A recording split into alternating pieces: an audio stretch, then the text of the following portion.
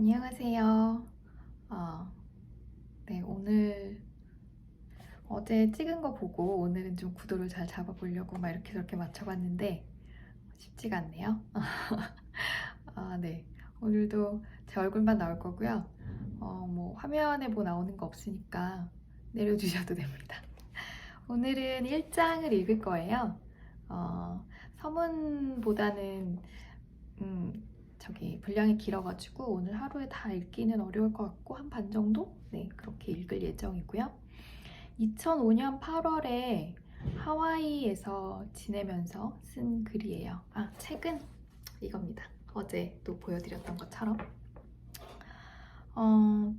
많이들 아시겠지만 하루키 같은 경우는 마라톤을 하죠. 트라이애슬론도 하고, 그리고 여기도 이제 보면 나오는데 울트라 마라톤도 참여를 해요. 그래서 이제 주로 그쵸, 이 책 자체가 달리기에 관한 책이니까. 그리고 어디에 가나 이제 뛰는데 특히 여기에 보면 하와이가 얼마나 좋은지, 그러니까 천국 같은지 막 이런 얘기를 해요. 아마 여기 나올 텐데 그 미국에서 이때가 아마 연구 교수인가 뭐 이런 걸 하면서 대학교에서 학생들을 가르칠 때였던 걸로 알고 있는데, 그때 이제 미국의 매사추세츠, 캠브리지, 네, 거기 사람들이 여름에 하와이에 간다 그러면 왜 그렇게 더운 데 가냐라고 묻는다. 근데 실은 하와이는 천국이다 뭐 이런 얘기 하는 게 나와요. 네. 그래서 이 하루키 글을 읽고 저는 하와이 가고 싶다는 생각을 처음으로 해봤죠. 네, 앞에 말이 길었네요. 읽어보도록 하겠습니다. 1. August 5th, 2005. Kauai, Hawaii. Who's going to laugh at Mick Jagger? I'm on Kauai in Hawaii today, Friday, August 5th, 2005. It's unbelievably clear and sunny, not a cloud in the sky. As if the concept clouds doesn't even exist. I came here at the end of July and as always we rented a condo. During the mornings when it's cool, I sit at my desk writing all sorts of things. Like now, I'm writing this, a piece on running that I can pretty much compose as I wish. It's summer, so naturally it's hot. Hawaii's been called the island of eternal summer, but since it's in the northern hemisphere there are, arguably, 4 seasons of a sort. Summer is somewhat harder than winter. I spent a lot of time in Cambridge, Massachusetts, and compared to Cambridge, so muggy and hot with all its bricks and concrete, it's like a form of torture. Summer in Hawaii is a veritable paradise. No need for an air conditioner here, just to leave the window open and a refreshing breeze blows in. People in Cambridge are always surprised when they hear I'm spending August in Hawaii. Why would you want to spend summer in a hot place like that? They invariably ask. But they don't know what it's like. How the constant trade winds from the northeast make summers cool. How happy life is here, where we can enjoy lounging around, reading a book in the shade of trees, or if the ocean strikes us, go down just as we are for a dip in the inlet. Since I arrived in Hawaii, I've run about an hour every day, 6 days a week. It's 2.5 months now since I resumed my old lifestyle in which, unless it's totally unavoidable, I run every single day.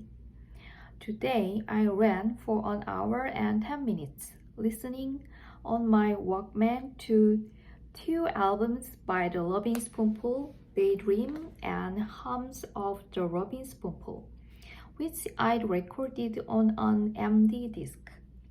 Right now, I'm aiming at increasing the distance I run, so speed is less of an issue. As long as As long as I can run a certain distance, that's all I care about.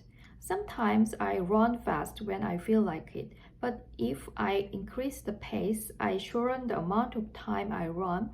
The point being to let the exhilaration I feel at the end of each run carry over to the next day. This is the same sort of tact I find necessary when writing a novel. I stop every day right at the point where I feel I can write more. Do that, and the next day's work goes surprisingly smoothly. I think Ernest Hemingway did something like that. To keep on going, you have to keep up the rhythm. This is the important thing for a long-term project. Once you set the pace, the rest will follow. The problem is getting the flywheel to spin at a set speed, and to get to that point takes as much concentration and effort as you can manage. It rained for a short time while I was running, but it was a cooling rain that felt good. A thick cloud blew in from the ocean right over me, and a gentle rain fell for a while, but then, as if it had remembered, "Oh, I've got to do some errands," it whisked itself away without so much as a glance back. And then the merciless sun was back, scorching the ground. It's a very easy to understand weather pattern. Nothing obscure or ambivalent about it, not a speck of the metaphoric or the symbolic. On the way, I passed a few other joggers, about an equal number of men and women. The energetic ones were zipping down the road, slicing through the air like they had rubber at their heels. Others, overweight, huffed and puffed, their eyes half closed, their shoulders slumped like this was the last thing in the world they wanted to be doing. They looked like maybe a week ago their doctor had told them they have diabetes and warned them they had to start exercising. I'm somewhere in the middle. I love listening to the Lovin' Spoonful. Their music is sort of laid back and never pretentious. Listening to this shooting music brings back a lot of memories of the 1960s. Nothing really special though.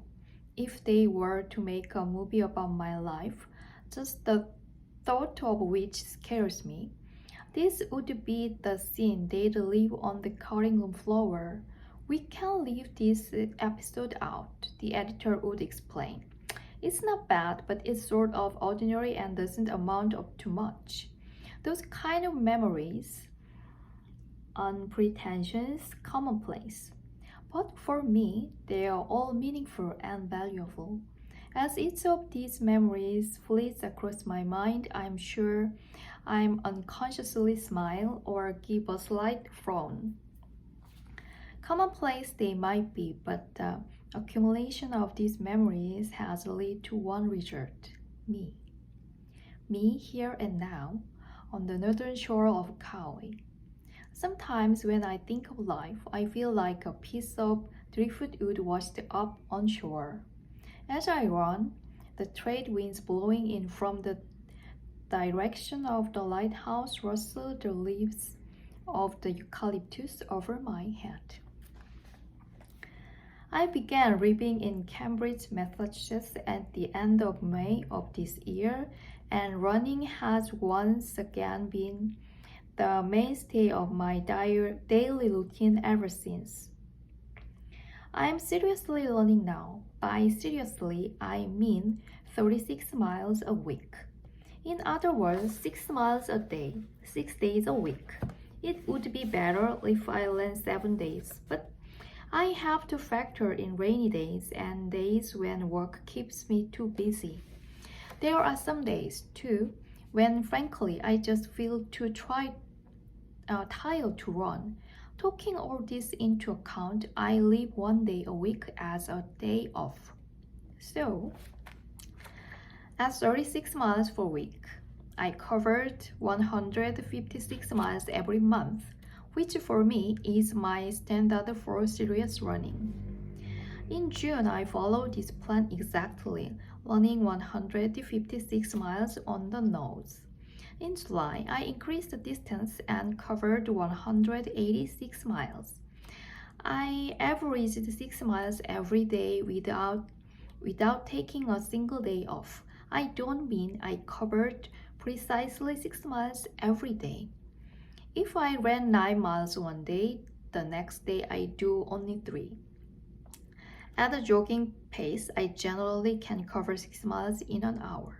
For me, this is most definitely running at a serious level.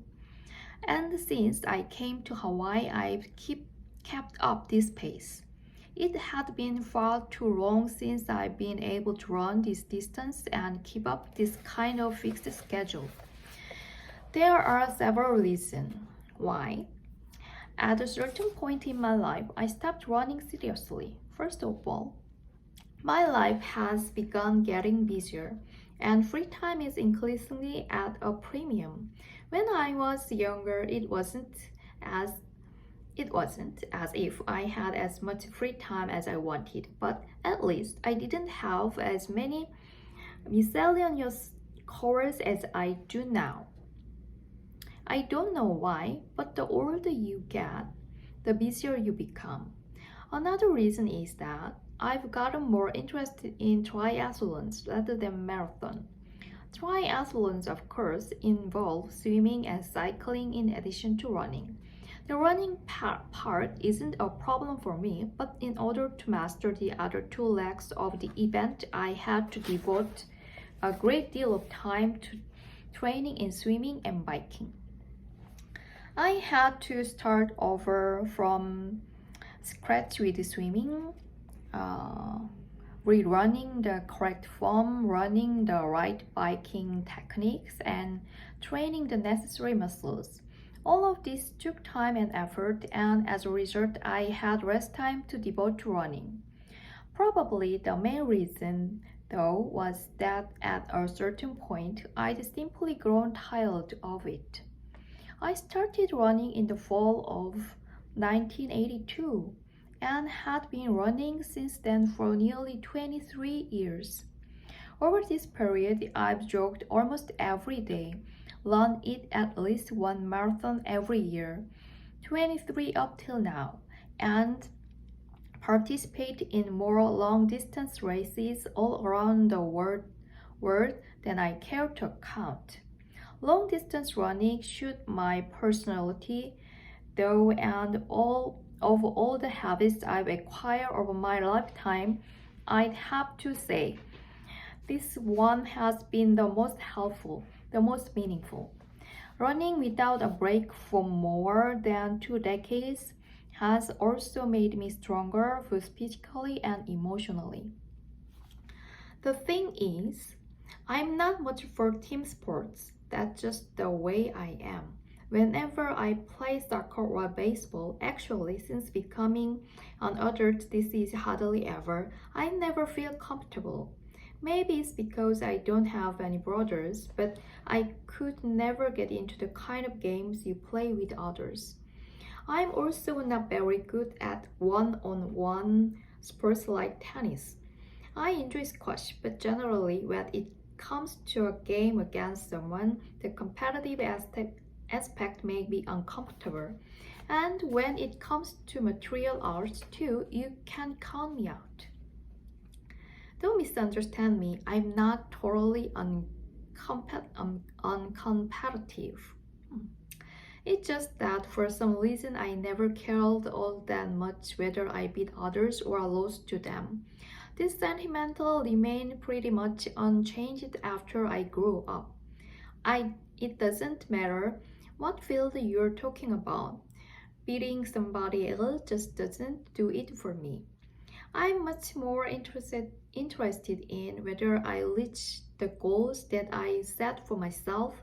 So In this sense, long-distance running is the perfect fit for a mindset like mine. Marathon runners will understand what I mean. We don't really care whether we beat any other particular runner.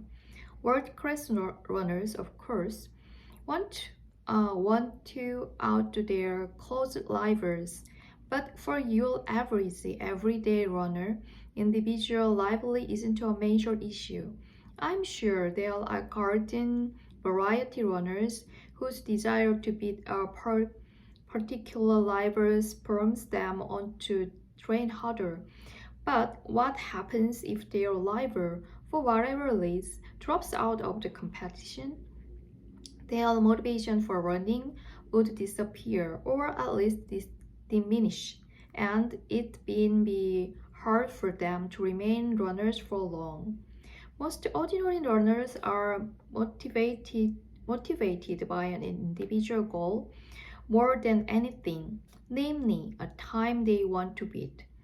As long as he can beat that time, a runner will feel he's accomplished what he set out to do. And if he can't, then he will feel he hasn't.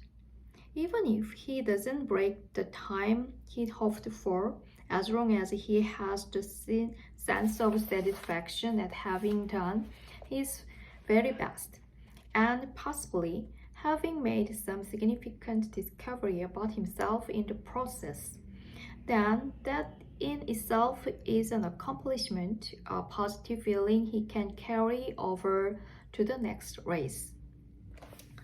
The same can be said about my profession. In the novelist professions, as far as I'm concerned, there is no such thing as winning or losing. Maybe numbers of copies sold, awards win, and critics' praise serve as outward standards for accomplishment in literature, but none of them really matter. What's crucial is whether your writing attains the standards you've set for yourself. Failure to reach that bar is not something you can easily explain away. When it comes to other people, you can always come up with a reasonable explanation, but you can't fool yourself. In this sense, writing novels and running full marathons are very much alike. Basically, a writer has a quiet inner motivation and doesn't seek validation in the outwardly visible.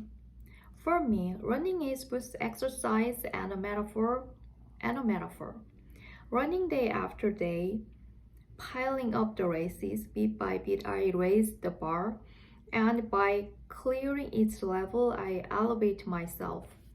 At least, that's why I put in the effort day after day to raise my own level. I'm no great runner by any means. I'm at an ordinary or perhaps more like mediocre level. But that's not the point. The point is whether or not I improved over yesterday.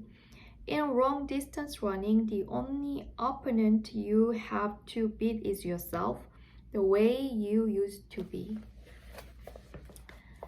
Since my 40s, though, this system of self-assessment has gradually changed. Simply put, I'm no longer able to improve my time. I guess it's inevitable considering my age. At a certain age, every day reaches their physical peak. There are individual differences, but for the most part, swimmers hit that watershed in their early 20s, boxers in their late 20s, and baseball players in their mid 30s. It's something everyone has to go through. Once I asked an ophthalmologist if anyone's ever avoided getting farsighted when they got older.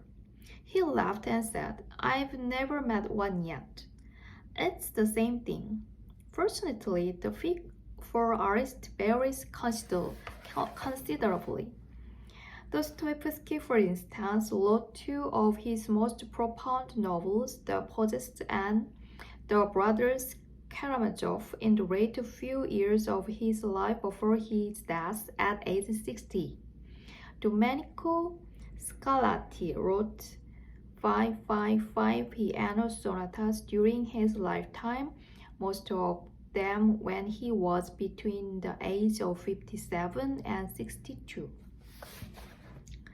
My peak as a runner came in my late 40s. Before then, I'd aimed at running a full marathon in 3.5 hours, a pace of exactly 1 kilometer in 5 minutes, or 1 mile in 8. Sometimes I broke 3.5 hours, sometimes not, more often not. Either way, I was able to steadily run a marathon in more or less that amount of time. Even when I thought I'd totally blown it, I'd still be in under 3 hours and 40 minutes. Even if I hadn't trained so much or wasn't in the best of shape, exceeding 4 hours was inconceivable. Things continued at the stable plateau for a while, but before long they started to change. It trained as much as before, but found it increasingly hard to break 3 hours and 40 minutes. It was taking me 5.5 minutes to run 1 kilometer, and I was inching closer to the 4-hour mark to finish a marathon. Frankly, this was a bit of a shock. What was going on here? I didn't think it was because I was aging. In everyday life, I never felt like I was getting physically weaker. But no matter how much I might deny it or try to ignore it, the numbers were retreating step by step. Besides, as I said earlier, I'd become more interested in other sports such as triathlon and squash. Just running all the time couldn't be good for me. I'd figured, deciding it would be better to add variety to my routine and develop a more all-around physical regime. I hired a private swimming coach who started me off with the basics, and I learned how to swim faster and more smoothly than before. My muscles reacted to reacted to the new environment, and my physics began noticeably changing. Meanwhile, like the tide going out, my marathon time slowly but surely continued to slow, and I found I didn't enjoy running as much as I used to. A steady fatigue opened up between me and the very notion of running. A sense of disappointment set in that all my hard work wasn't paying off, that there was something obstructing me, like a door that was usually open suddenly slammed in my face. I named this condition runner's blues. I will go into more detail later on about what sort of blues this was. 네, 오늘은 여기까지 낭독을 할게요. 잘 들으셨는지 모르겠어요. 이때 미국에서 살았던 얘기를 쓴 에세이가 한국 제목이 슬픈 외국어인가? 이윽고 슬픈 외국어? 아마 그렇게 나와 있을 거예요. 제가 그 영어 원제는 모르네요. 생각해보니까. 그래서 그때 하루키가 미국 대학원에 초청받아서 미국 학생들과 함께 일본 문학에 대해서 주로 가르치는 역할을 했는데, 그런 얘기들이 써있는 에세이를 제가 예전에 읽었어요. 그래서 이걸 읽었을 때 연결이 바로 됐었죠. 하루키 이 에세이를 읽을 때 이제 생각을 하게 되는 거는 여기 이제 이 글을 쓴 게 2005년 여름 하와이에서잖아요. 2005년 여름에 나는 뭐 했지? 뭐 이제 이런 거 생각하게 되죠, 아무래도. 1982년부터 달리기 시작했다고 하는데 그때 나 몇 살이었지? 이런 것도 생각하게 되고. 그리고 하루키 제가 에세이를 좋아하는 거 뭐냐면 자신의 삶이 그대로 다 드러나 있어요. 저는 적어도 그렇게 생각합니다. 직접 만난 적은 없어서 잘은 모르지만 여기도 보면 자기가 3시간 40분 안에는 다 뛰었는데 어느 순간 그러지 못하고 있더라. 내가 매일 뛰고 있고 나는 내가 매일 약해진다고 생각하지 않는데 기록은 내가 나이 들고 있는 걸 보여주더라. 뭐 이제 이런 얘기 하잖아요. 제가 이제 나이가 들어가서 그런지 이런 문장들이 정말 쏙쏙 와서 들어옵니다. 네, 오늘은 이렇게 1장 초반을 좀 읽어봤고요. 저 지금 녹음한 거를 아마 들어봐야 되겠지만 처음에 아마 다른 소리가 좀 많이 들어갔을 것 같기는 해요. 그래서 사실 그때 잠깐 이거 끊고 다시 녹음을 해야 되나 이런 생각을 하긴 했지만 한번 들어보고 싶어가지고 그냥 갔습니다. 아마 그냥 올릴 것 같아요. 어쨌거나 혹시나 이걸 봐주시는 분이 있으시다면 봐주셔서 감사하고요. 참 이거 매일 올리려고 했는데 오늘 하루키가 그런 얘기 했잖아요. 일주일에 6일 달린다고. 하루는 비워놓는다. 무슨 일이 생길지 모르기 때문에. 이거 되게 좋은 조언인 것 같아요. 그래서 저도 매일 하려고 했는데 뭐 하루나 이틀 한번 텀을 주어볼까? 뭐 이런 생각도 시작한 지 이틀 만에 하게 되네요. 네, 어쨌든 오늘은 또 여기까지 그럼 해보겠습니다. 그러면 네, 또 만나요. 안녕.